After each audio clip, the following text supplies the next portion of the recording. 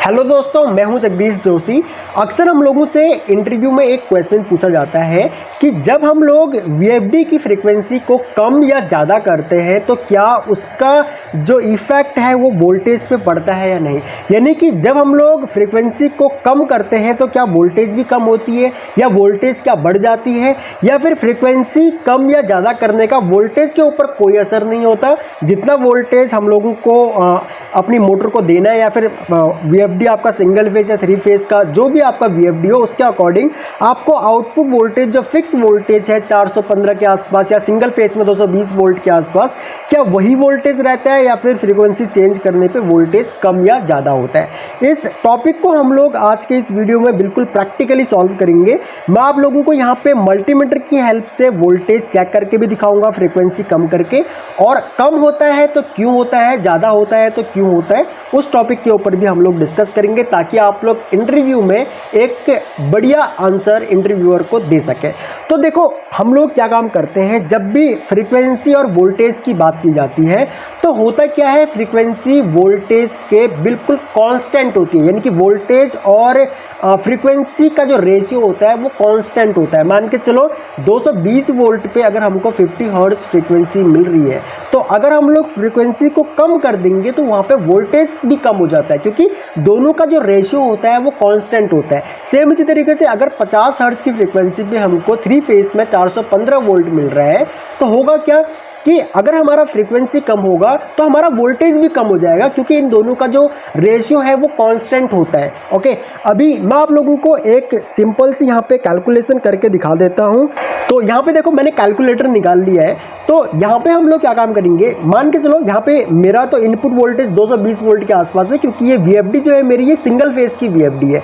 ये लगभग 220 volt input लेकर के मेरे को 3 फेज 220 वोल्ट के आसपास देगी। ओके, अब यहाँ पे मैं क्या काम करूंगा, जैसे कि मैंने आपको बताया था कि वोल्टेज और फ्रीक्वेंसी का जो रेशियो होता है वो कांस्टेंट होता है। अगर फ्रीक्वेंसी कम होगी तो उसके साथ में वोल्टेज भी कम होगा। तो मेरा यहाँ पे लगभग 220 वोल्ट के आसपास इनपुट आ रहा है। ओके, अब मैं इसको अगर भाग दे दूं 50 हर्ट्ज से, क्योंकि मेरे को फ्रीक्वेंसी तो 50 हर्ट्ज मिल रही है, तो इसका मतलब ये है कि 1 हर्ट्ज फ्रीक्वेंसी पे मेरे को 4.4 वोल्ट के आसपास मिल रहा है। ओके, अब मान के चलो अगर मैं यहाँ पे इसकी फ्रीक्वेंसी को कम कर दूं, लगभग 40 हर्ट्ज के आसपास मैं अगर इसकी फ्रीक्वेंसी कर दूं तो उस केस में क्या होगा, अब मैं इसको एक काम करता हूँ, 40 से गुणा कर देता हूँ, तो मेरे को जो अब वोल्टेज यानी कि आउटपुट वोल्टेज जो मेरे को अब मिलने चाहिए वो 176 वोल्ट के आसपास मिलने चाहिए।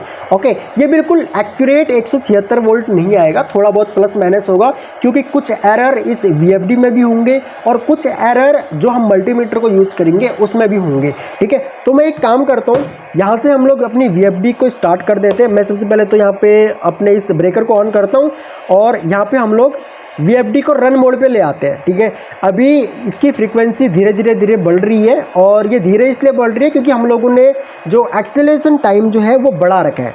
ठीक है, यहाँ पे मैं मल्टीमीटर को वोल्टेज पे सेट कर देता हूँ। ठीक है, ये मैंने एसी वोल्ट पे इसको सेट कर दिया है। ओके, अब आप लोग देखना, जैसे ही हम लोग इसका वोल्टेज को मेजर करेंगे, यहाँ पे देखो मैं 2 फेज़ों के बीच का वोल्टेज मेजर कर देता हूँ, और यहाँ पे आप वोल्टेज देखो, आप लोग हमको वोल्टेज कितना मिल रहा है, 178 मिल रहा है। और कैलकुलेशन पे मेरे को वोल्टेज कितना आ रहा था, यहाँ पे अगर आप लोग देखो तो 176 वोल्ट के आसपास आ रहा था। ठीक है, तो इसका मतलब क्या हुआ, इसका मतलब ये हुआ कि वोल्टेज और फ्रीक्वेंसी दोनों एक दूसरे के कांस्टेंट होते हैं। अगर आपका फ्रीक्वेंसी कम होगा तो आपका वोल्टेज भी कम होगा। अब सेम इसी तरीके से मैं एक काम करता हूँ, यहाँ पे फ्रीक्वेंसी को और कम कर देता हूँ। ठीक है, यहाँ पे मैं लगभग 25 हर्ट्ज कर देता हूँ। ठीक है, ये देखो 25 हर्ट्ज के आसपास मैंने फ्रीक्वेंसी कर दी। ठीक है, अब मैं वापस से कैलकुलेशन करता हूँ, मैं एक काम करता हूँ, 220 भागा 50, क्योंकि मेरी इनपुट फ्रीक्वेंसी कितनी है, 50 हर्ट्ज है। ठीक है, अब मैं इसको गुणा 25 कर देता हूँ। अब मेरे को वोल्टेज कितना मिलना चाहिए, लगभग 110 वोल्ट के आसपास मिलना चाहिए। ठीक है, तो अब मैं एक काम करता हूँ, अगेन यहाँ पे मैं वोल्टेज को मेज़र कर लेता हूँ, 2 फेज़ों के बीच का वोल्टेज यहाँ पे मैं मेज़र कर लेता हूँ। यहाँ पे वोल्टेज देखो 117 वोल्ट के आसपास मेरे को मिल रहा है। बिल्कुल एक्यूरेट नहीं मिलेगा, कैलकुलेशन में 110 वोल्ट आ रहा था तो बिल्कुल एक्यूरेट तो खैर नहीं मिलेगा। ठीक है, लेकिन यहाँ पे होगा क्या कि आपको आसपास का वोल्टेज जो है वो देखने को मिल जाएगा, क्योंकि मेरा जो ये वीएफडी है और जो हमारा मेजरिंग इंस्ट्रूमेंट जो है ये हमारा मल्टीमीटर, हो सकता है कि इसमें भी कुछ एरर हो। एक बार मैं इनपुट वोल्टेज भी यहाँ पे चेक कर लेता हूँ।